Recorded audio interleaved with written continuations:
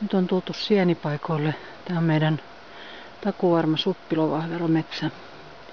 Tämä on tällaista männyn ja kuusen sekasta metsää. Aluskasvillisuutta on aika vähän, että sieniä löytää helposti ja ne mahtuu kasvamaan. Tässä nyt näkyy vielä olevan yksi kantarelli. Ja sitten kun tarkempaan katsoo, niin täältähän näitä suppilovahveroita löytyy. Katsotaan löytyykö näitä niin paljon, että saadaan ruokaa.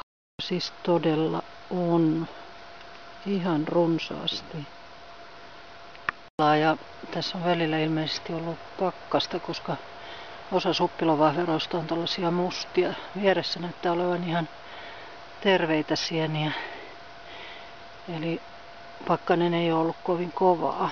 Toisaalta suppilovahverot kasvaa aika nopeasti. Siitä on kokemusta eräältä talvelta, kun oli vielä tammikuussa lämmintä ja silloin sai suppilovahveroita poimia tältä paikalta ihan tammikuun puoleen väliin asti, kunnes tuli pakkasta ja lunta.